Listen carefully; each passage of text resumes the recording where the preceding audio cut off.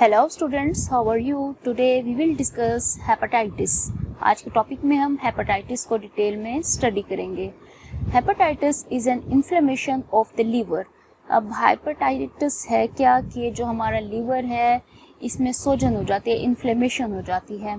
It is usually caused by viral infection, toxic agents और drugs.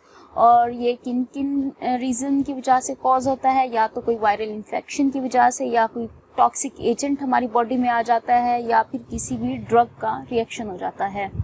It is characterised by jaundice, abdominal pain, liver enlargement, fatigue and sometimes fever.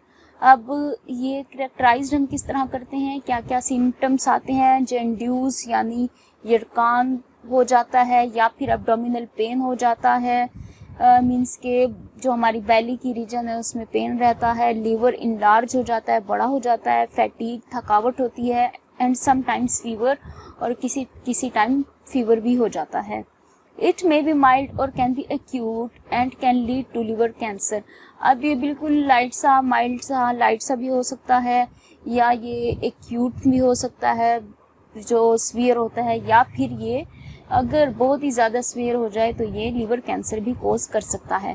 The different types of viral hepatitis are hepatitis A, formerly called infectious hepatitis, is transmitted by contact with feces from infected individuals।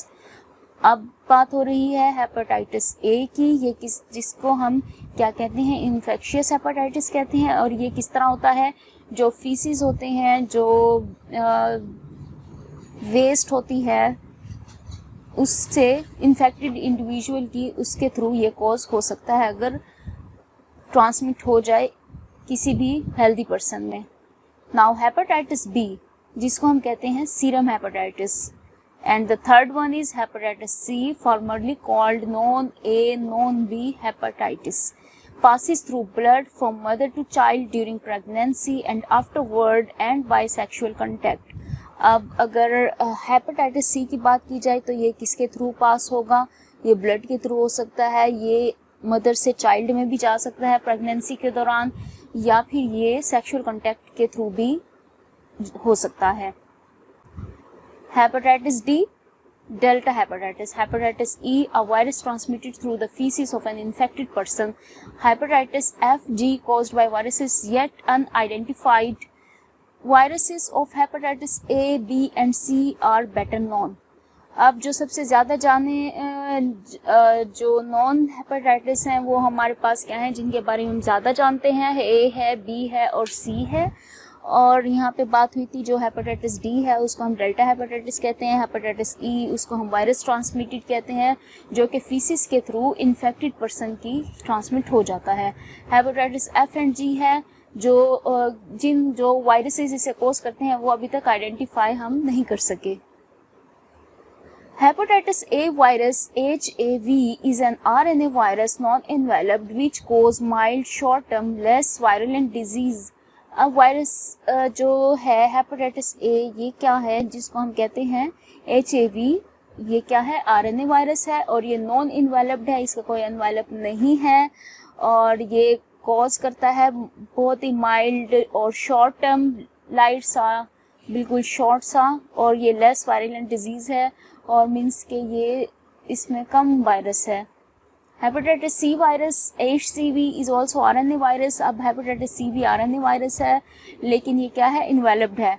Causes infusion liver disease, जो कि हमारी liver की causes infusion hepatitis, जो कौन सा hepatitis cause कर रहा है? Infusion, which is less severe than hepatitis A. Hepatitis A से जो सी है ये कम सीवियर है, और हेपेटाइटिस बी से भी।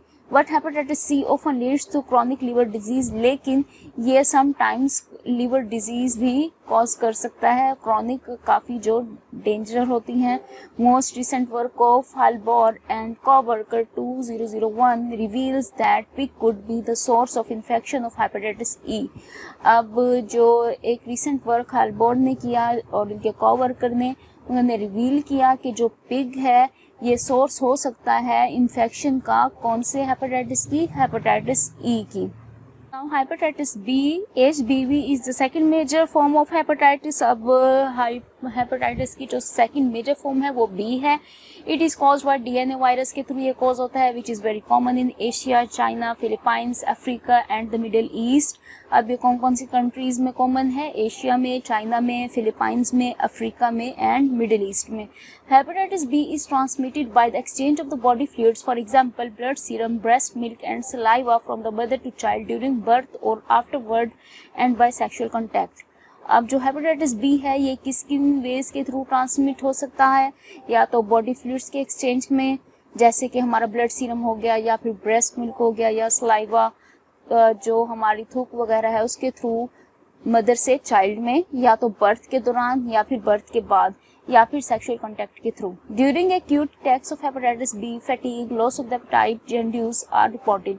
अब इनके सिम्टम्स क्या हैं? इनमें फैटीग हो जाती है, बहुत ज़्यादा थकन फील होती है, भूख कम हो जाती है और यरकान हो जाता है। Infected person can recover completely and become immune to the virus. अब जो पर्सन्स इससे इन्फेक्ट होते हैं हेपेटाइटिस बी से, वो रिकवर हो सकते हैं कम्प्लीटली और वो इम्यून हो सकते हैं उस वायरस के खिलाफ।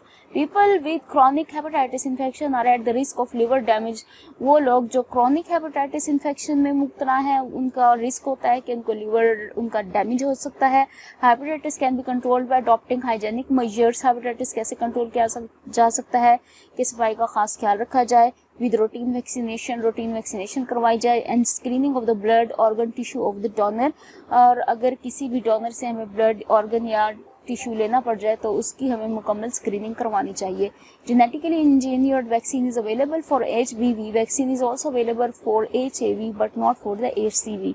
हमारे पास जो है HBV और HAV की वैक्सीन तो अवेलेबल है, बट HCV की अभी तक वैक्सीन अवेलेबल नहीं हुई।